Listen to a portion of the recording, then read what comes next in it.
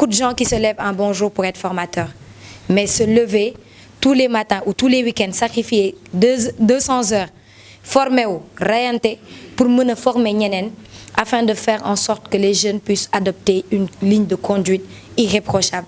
Man, je trouve que c'est à saluer, franchement. Et je vous dis bravo à tous. C'est des pères de famille, c'est des mères de famille qui sont là, qui se sacrifient pour d'autres personnes. Franchement, machallah.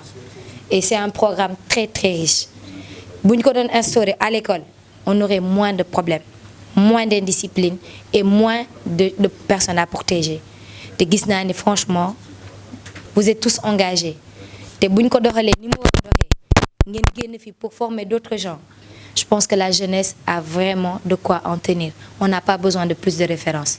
On a assez de références dans cette salle. Machallah. De la formation, donc aujourd'hui, mais permettez-moi d'abord d'exprimer ma fierté d'être avec notre cher parrain, le colonel Niang, qui, j'avoue, on l'a connu jeune, de loin, et comme Ndour Wade l'a si bien dit, c'était un modèle de très loin. On l'a observé, on s'est approché jusqu'à ce qu'on soit sur le même chemin jusqu'à aujourd'hui, par la grâce de Dieu, être à ses côtés jusqu'à sa retraite. Donc ça, c'est une chance, c'est une fierté en tout temps, en tout lieu. Et Dieu a fait que son doublon, si je peux dire ainsi, Gallo Semou, on a fait le GIGN ensemble, et je lui rappelais juste quelques secondes que c'est moi qui l'ai évacué quand on lui a collé une balle à l'entraînement. C'est moi qui l'ai évacué à l'hôpital principal ce jour-là. Et je crois qu'il se rappelle. Ça, c'était à l'entraînement, bien sûr. Donc, après,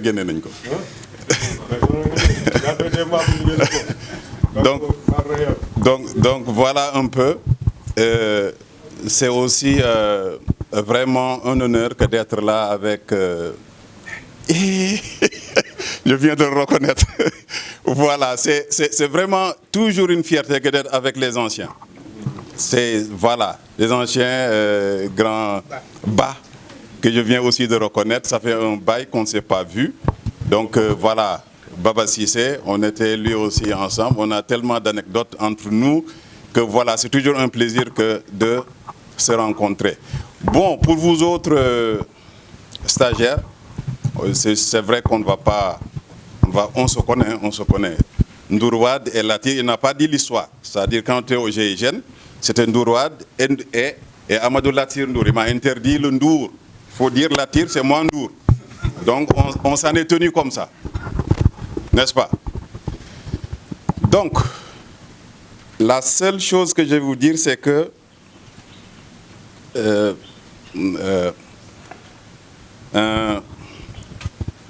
un grand intellectuel disait, Benjamin Franklin disait que pour un retour de votre argent, versez votre sac à main dans votre tête.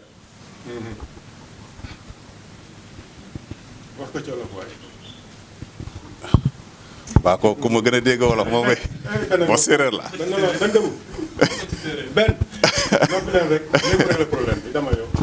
je disais que Benjamin Franklin disait que pour avoir un retour de son argent, il faut verser son sac à main dans sa tête. Respect. Oui. Wow. Benjamin Franklin dafa wax ni bu fekkee ni da nga jël sa cëslaayu xaalis dugal ko ci lenn boo buggee xaar mu dellu si da nga koy jiitu fi mu jëm ba pare waaye loolu ci wàllu xel lay doon. loolu waaw c'est-à-dire sa kalpe boo ko dugalee si sa bopp maanaam looloo gën a gaaw pour jotaat ko. Est-ce que dégg ngeen li may wax.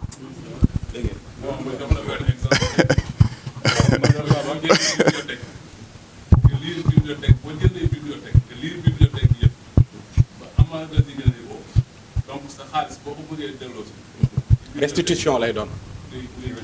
Voilà, donc de toute façon De toute façon et on aura le temps d'expliquer tout ça, parce que moi, peut-être que je ne serai pas là tout le temps, mais j'essaierai d'être là le maximum possible pour cette promotion. La première promotion, moi, j'avais déserté, il faut le dire. Hein, j'avais déserté, donc peut-être que aussi que c'est comme ça. Par promotion, il y aura des promotions qui auront la chance d'avoir certaines personnes. C'est comme cette promotion qui a eu la chance d'avoir comme parrain, justement, c'est ce grand leader. Je vous dis, hein, c'est pas parce qu'il est là. C'est-à-dire c'est un modèle pour nous autres. Et ça, nous, on le garde, nous, anciens du GIGN. On a toujours cette fierté de se mettre au pied de nos mentors qui sont là. Parce qu'on le leur doit. Donc, les mots ne seront pas trop longs. Merci, mon frère. Et ça aussi, j'aime bien le dire. Il y a dans ce pays, les jeunes, ils sont trop chauds. D'aucuns vont dire non, Ndour Wade moo mun Latir. Non, Latir du moromu Ndour Wade. On n'est pas dans ça. Vous voyez Ndour Wade, vous me voyez. Vous voyez Latir, vous voyez Ndour Wade. En fait, réellement, c'est ça. La seule chance que vous aurez, c'est au moment où ces deux personnes, vous en ferez une, et que vous essaierez d'avoir ce que Latir détient et ce que Ndour détient. Merci beaucoup. Machallah, Monsieur Amadou Latir Ndour, toujours égal à lui-même. Je m'en vais vous dire qu'on l'a compris. S'il y a une chose qu'on a compris à travers ce monument, c'est l'humilité. Parce que ku nekk xam na ko dans notre métier ñun ñi sax dañ naan daje suñu biir ku ci nekk di jaay sa morom affaire fii laa génne et cetera il l'a si bien dit. Mais à travers Icebreaker, je pense que am na sax tuddee nañ ko doom ñi ñaa ngi tuddante doom ñi ñi di demante. Tout ça, c'est grâce à l'Icebreaker. Un grand big up, toutes les applaudissements à l'association ATCOM Inch'Allah. C'est juste pour confirmer ce que disait tout à l'heure le grand, l'incontournable Amadou Latir Ndour, que ñoom benn lañ te lii ku ko gis vraiment c'est un message très fort. Donc sagam ñoom ñoo jaar fu nekk ay ténor nekk ay exemple nekk ay monument dans ce métier ñëw tey toog nii dañu accompagner ba pare doon benn je pense que le message est passé, n'est-ce pas Clara? Vraiment passé, c'est un exemple d'humilité, un exemple à suivre et aussi une amitié qui a duré autant d'années et qui est toujours intacte. Franchement, ñun ñëpp war nañ ci jàng. Machallah, donc comme on vous l'a si bien dit, il y a pas mal d'invités hein. Gis ngeen ko ñu ñëpp doon ay kilifa vraiment servir seen réew et ça c'est très fort.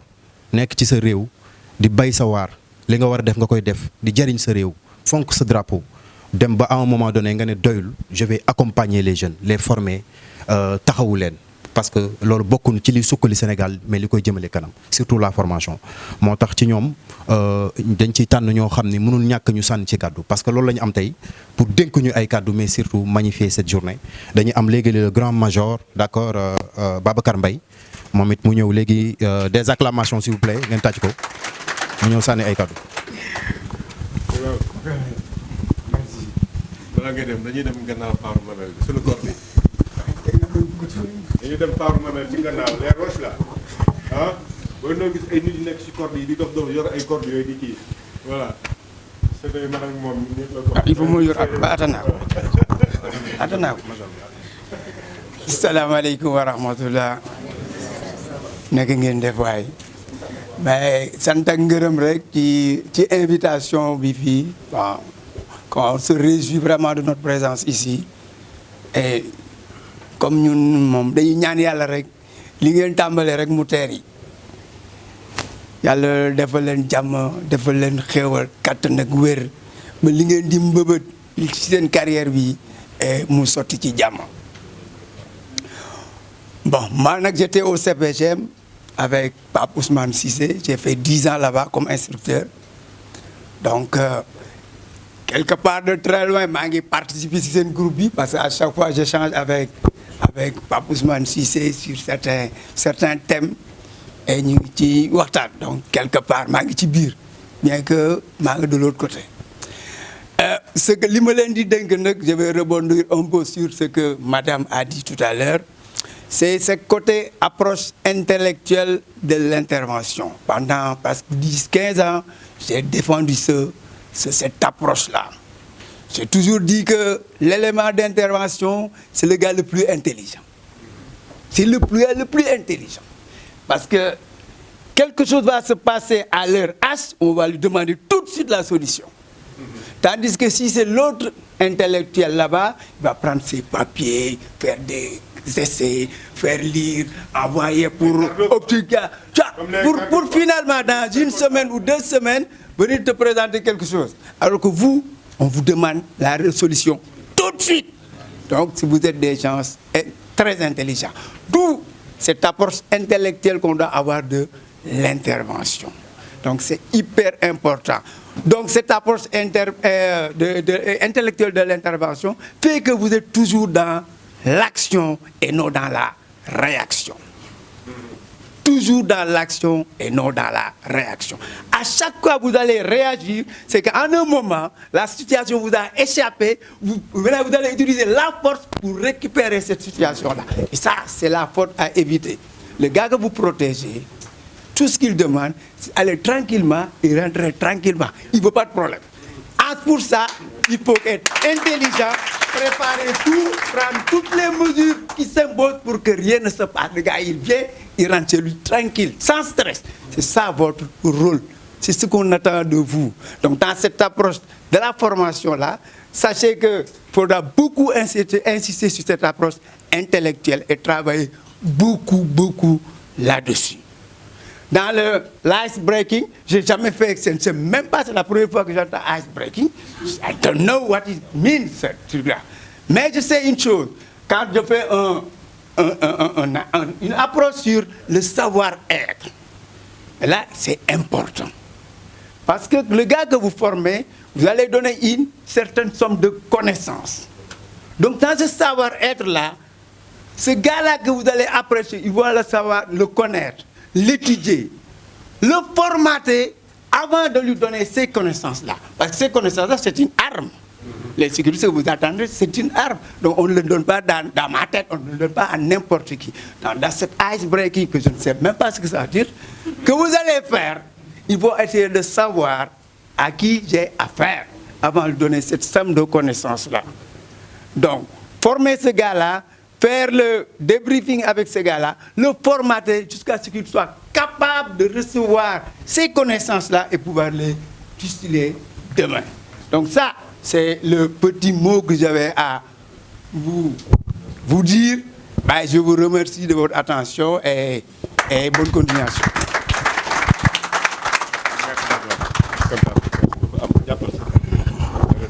Merci beaucoup, Major Babacar Mbaye.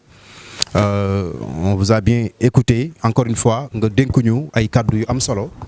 donc, Clara, sans plus tarder, vous savez, après la formation des formateurs organisée par ACS Pro, Academy Consulting Security Group, par le biais de Maître Wade, on a tout de suite après créé une association qu'on appelle ASFOPS, l'Association sénégalaise des formateurs professionnels privés en sûreté, sécurité, qui est une première au Sénégal et qui a été agréée par l'État. Nous sommes reconnus par l'État et ça grâce à la formation des formateurs et grâce à notre expert Maître Wade. Donc vous le voyez derrière, je le demande de se tenir debout s'il vous plaît, en costume bleu de nuit, bleu ciel. L'association, allez, restez debout.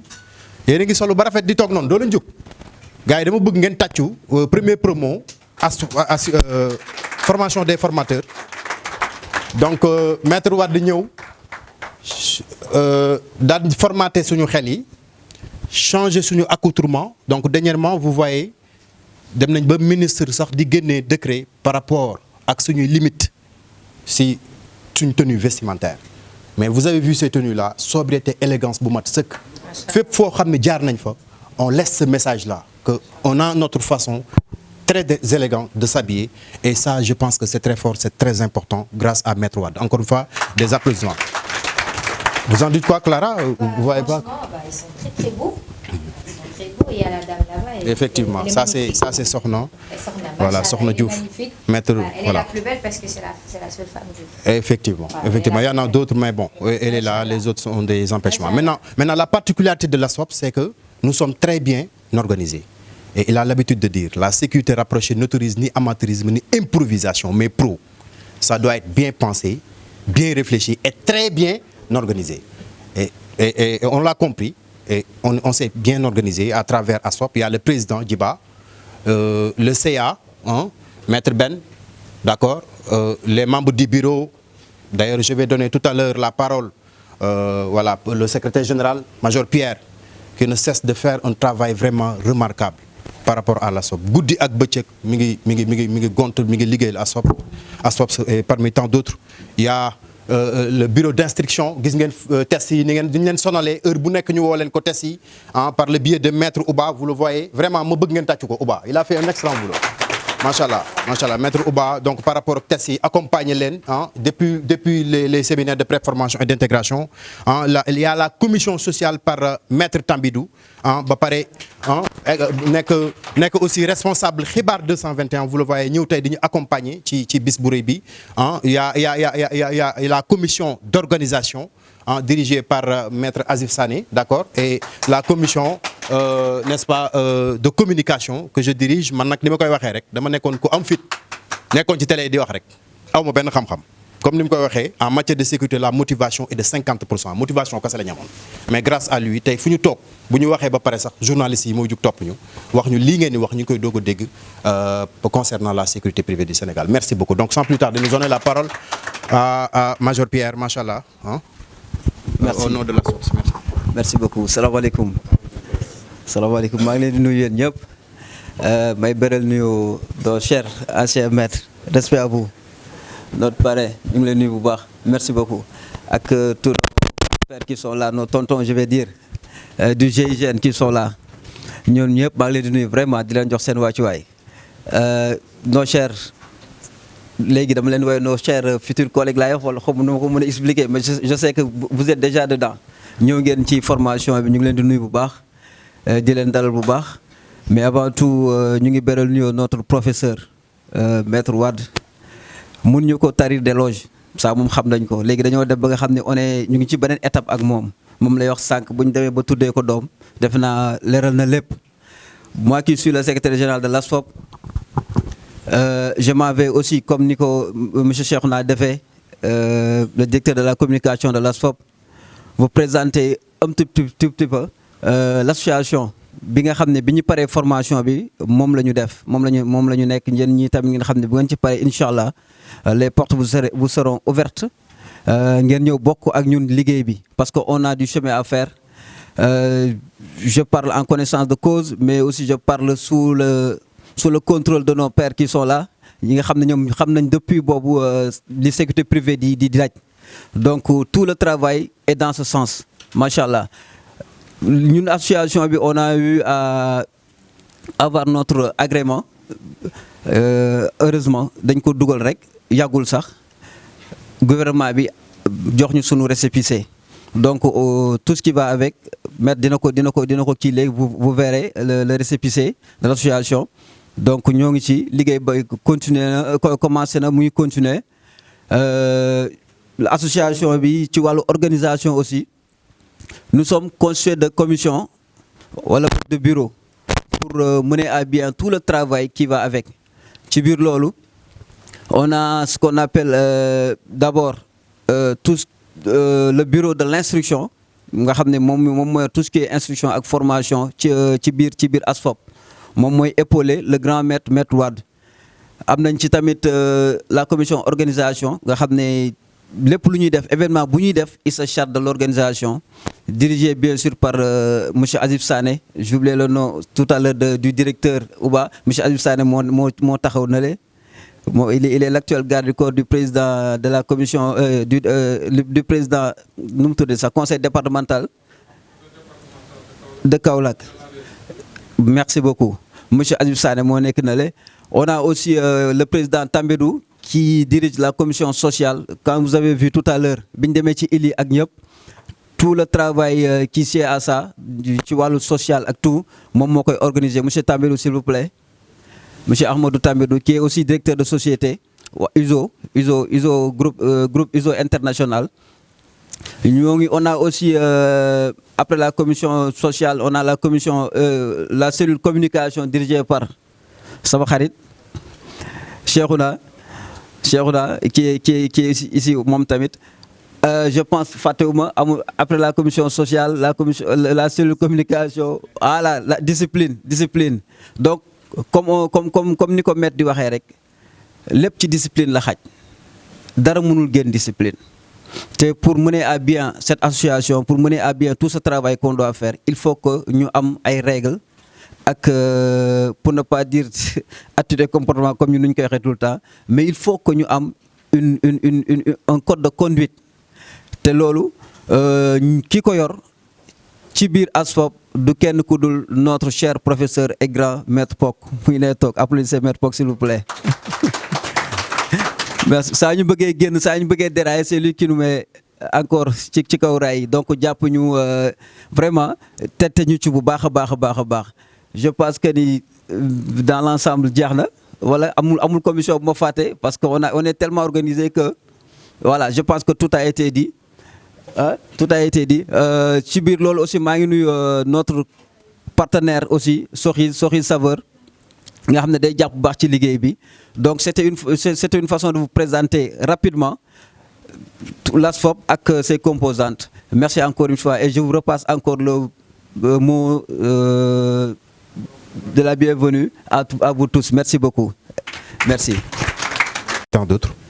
Donc ñu ngi lay nuyu bi nga xamni mom lañ tuddé cette édition muy le colonel Aboubacar Sadikh Niang. Vraiment mu don tay honneur pour ñun la sécurité privée.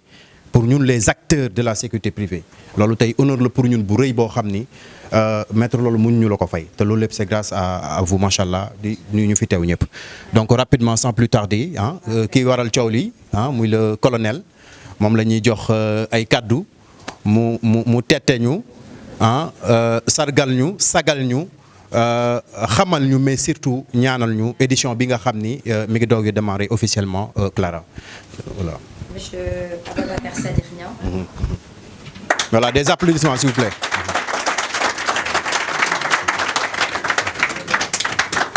Gars yi de tàcc yu forul de xanaa gars yi koor gi danañ jàpp mais c'est votre parrain c'est votre parrain. Machallah merci beaucoup. Assalamu alaikum. Bonjour à tous, vraiment.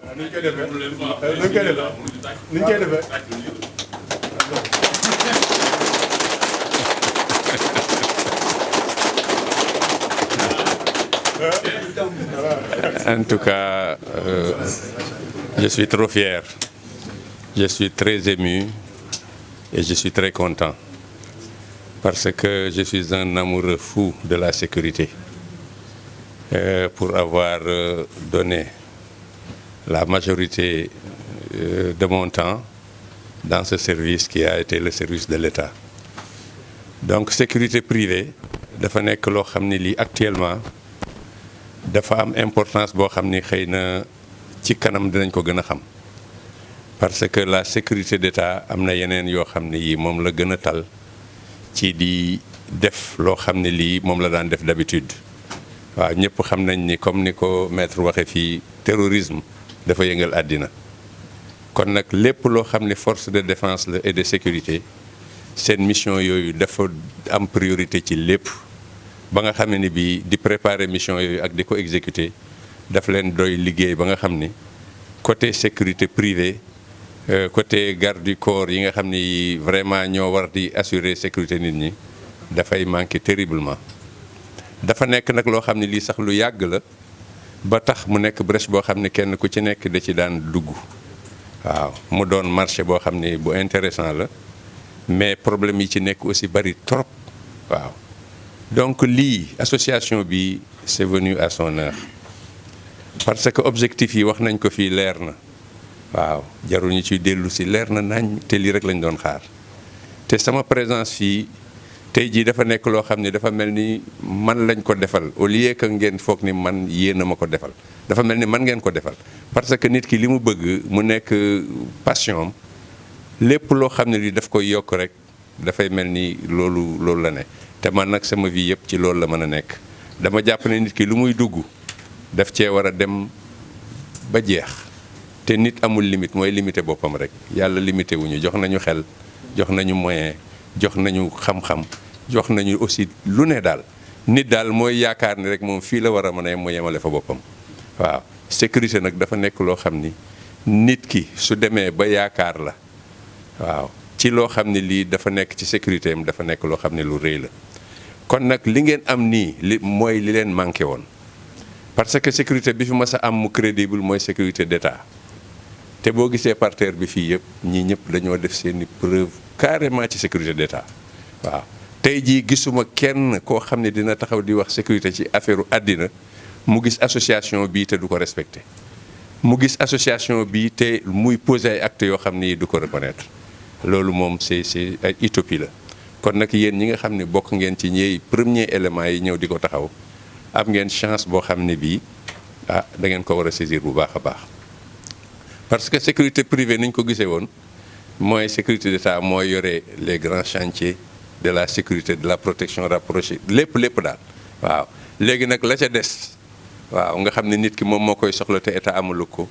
mu ne mi ngi jëm lu ci sécurité privée sécurité privée it ñoom la ñu comprendre woon mooy ay xeexkat lañu xeex daal lañu yaakaar ni mooy sécurité waaw de telle sorte que ni ku masaan mën a xeex rek yaakaar nga ni mën ngaa doon garde du corps waaw loolu mooy erreur bi jiitu waaw bi nga xam ne nag moo ñu toppoon ba mën naa wax ni ba jamono ji waaw ce qui fait que képp ku mën a xeex yaakaar nga ni garde du corps nga képp koo xam ni kii tamit daan nga entraîné kuy mën a xeex muy un grand maître yaakaar nga ni war ngaa mën a ubbi école garde du corps waaw donc affaire bi foofu moo nekk li nga xam ni mooy li ñu gaañ mooy li nga xam ni moo indi dérapage yi fii nii yëpp ba nga xam ni képp koo xam ni da nga taxaw ne yaa ngi former ay garde du corps yaa ngi ci danger boo xam ni buñ la ci toppoon rek ba léegi peut-être sax yaa ngi ci kaso waaw kon nag dañuy sant yàlla lool bi nga xamee ni bii ñii ñëw nañu fii waaw taxawal lii ñu taxawal avec li nga xam ne lii tey jii moom laa gis man je peux en être l'avocat comme si j'en étais le concepteur tout simplement parce que ça rassure tout simplement parce que c'est la vérité tout simplement c'est parce que c'est clair là où on veut aller waaw et que celui qui ne regagne pas ce bateau actuellement vraiment sera toujours en rate kon nag on a tout ce qu'il faut ici je dirais bien on parce qu'on est tous ensemble et à partir de maintenant comme je l'avais pressenti j'ai maintenant senti que je suis vraiment dans le cœur de ce système-là voilà parce que li ma ci bëgg dëgg li ma bëggoon ku ko def te aw ma temps wu def ko wala aw ma moyen wu def ko vraiment gis naa ñu def ko pourquoi parce que c'est une compétence avérée qui encadre des jeunes qui en veulent et qui veulent aller loin voilà donc yéen a yore relais bi ñun li ñu xamoon def ko indi ko ci ay preuves ba nga xam ne bii tey moom lañ doon étaler fii buñ leen ko joxee yéen a koy jox maintenant ñi ci des léegi nag li ci des moo di bu fekkente ni léegi ñu ngi xalaat di former formateurs yi di def nañu fexe aussi ba écoles yi doon écoles yoo xam ne yu crédible waaw loolu c'est essentiel waaw c'est bien de former mais ce n'est pas parce que on est formateur qu'on va aller ouvrir une école waaw ça aussi il faut que ñu réglementer loolu te état bi ci loolu rek la war a mën a yaakaar ba nga xam ne bii bu ñu ko defee rek lépp dina mën a dem te lan la laaj lii rek daje di waxtaan di échanger voilà comme niñ koy waxee ay valider yooyu yëpp dafa nekk loo xam ne lii lépp la ñuy valider dans la vie rawatina nag lii si on a de bons formateurs qui évoluent dans des bonnes écoles mais je crois qu'on n'aura rien à envier de la sécurité de l'État qui va se décharger sur la sécurité privée afin de faire ses missions régaliennes. Vraiment, voilà le créneau sur lequel il faudra évoluer. man daal mënumaa sori parce que mënumaa wax lu doy mais li ci leer ba leer mooy lii ñu fi wax man dafa sedd sama xol ba vraiment dafa mel ni lu ma ci waxaat rek sax dinaa ci yàq mu jëm ci côté technique mu jëm ci côté conception yi vraiment li ñu fi wax nii daal kenn mënul wax leneen lu ci yokk lu dul ngeen déglu suivre bu baax formation bi ngeen xam ni bu ngeen demee jusqu'au terme di ngeen yëg ni vraiment am na fu ngeen yegg te yegg au sommet c'est difficile y rester c'est encore plus difficile et amener des gens là-dessus aussi c'est encore plus difficile donc vous n'aurez que des défis mais nag ambition ak vocation mooy indi loolu waaw donc daal loolu laa bëggoon rek dolli tuuti mais li ma sentir mënuma ko wax aw ma temps wax ko te liñ ci wax it dafa nekk loo xam ne lii dafa mel ni rek mënuma ko sax compléter waxuma la ak di ko recréer waat di leen encourager bu baax di kontaan bu baax ci seen initiative bi di leen soutenir de tout mon cœur et de toute mon âme waaw na ngeen leer ni fépp fu ngeen taxaw tant que lii laa gis fu ngeen taxaw maa nga fa taxaw lu dal seen kaw sama kaw la dal fu ngeen avancé tamit maa ngi foofu waaw loolu daal vraiment laa amoon.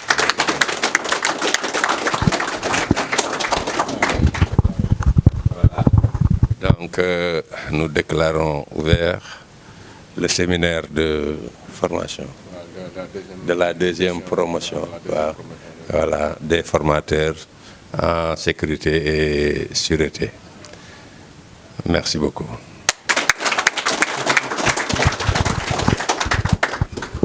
Merci beaucoup, colonel. Merci beaucoup.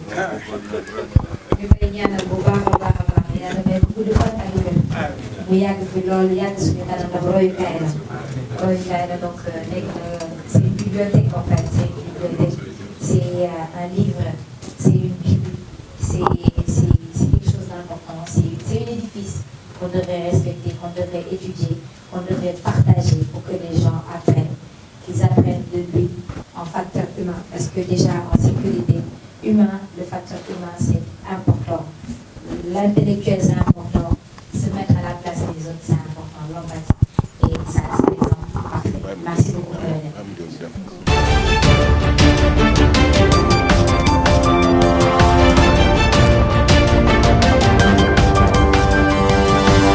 Le